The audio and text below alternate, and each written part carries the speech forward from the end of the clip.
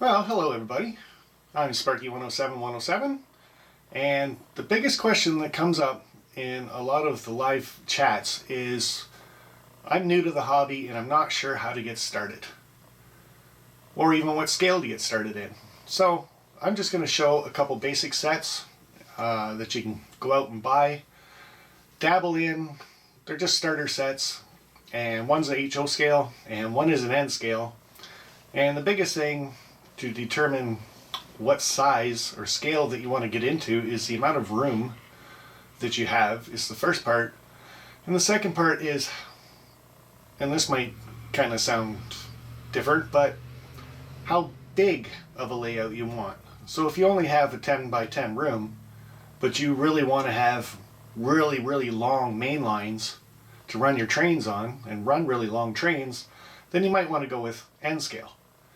Or if you've got a 10 by 10 room, but you're really into the switching operations and you want to do a lot of industry and stuff like that, and you want a little more detail, then you might go to the HO scale. Either way, a starter set's probably about your best way to go about seeing, even if you enjoy the hobby itself. So what I'm going to do is take out the HO scale and take out the N scale, show you guys the size difference, and hopefully help people make up their mind on how they want to get started in the hobby. So let's take a look at the actual sizes themselves. Now, first off, just taking a look at an N scale train set and what you get.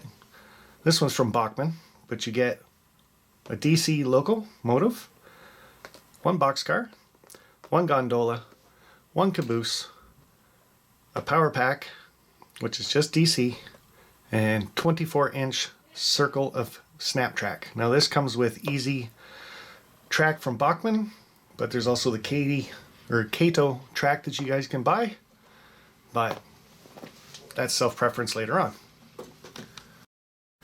And with an HO starter set, you get a locomotive with a caboose, and this one's from Athearn, and spin it around because they're a little bit bigger than N scale, so they put it in the back, but you get the same thing basically.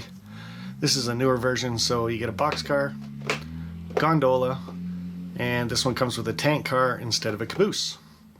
On the bottom you can also see the power pack that comes with it. This comes with easy track.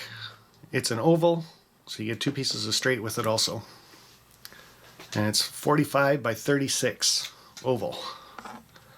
So let's see the size difference of it. So what I really want to focus on with the two starter sets is basically the size difference and the room that you're going to need getting into either N scale or HO scale. We have HO scale on the outside, and that takes up 37 inches of room for an 18-inch curve. That's one of the smallest curve radiuses that you can do for HO, but it's a little hard to run bigger locomotives than older steam locomotives. So you might want to think about going a little bit bigger for curves. And again, with the N scale stuff, again, it's one of the smallest curve radiuses you can get. I believe it said it was 11 1/4 or 30 said 30 something.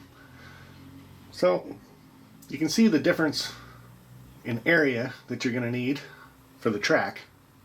Now let's take a good look at the size difference for the locomotives and the rolling stock. See here, you got a little bit of a height difference.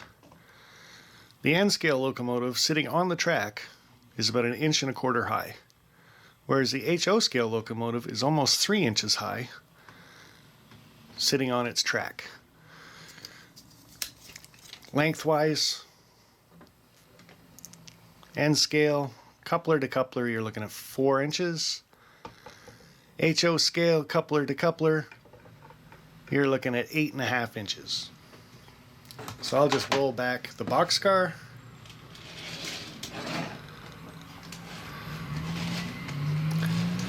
And again, you can see the size difference. And then I'll just swing around over here. Move that up like so. Gondola to gondola. So if you don't have a lot of room, N scale is your best bet. Or like I said, you want a larger layout in a smaller area, then N scale is your cup of tea. And as far as availability goes, HO and N scale are pretty much the same now on today's market. So whatever you need and whatever you want, it should be out there in both scales. N scale is starting to catch up with DCC. But there you have it. HO scale, N scale. Hope that helps you people out there decide getting into the hobby and the fun that you are about to start having. Okay, talk to you later, guys. Bye for now. Well, good day, everybody. I hear there's people out there like you that are thinking about starting into the model train hobby, but not quite sure on how to get started. So this is just kind of the basic way that people would get started, and that would be starting with going out and buying just a DCC. Oh boy. Hello.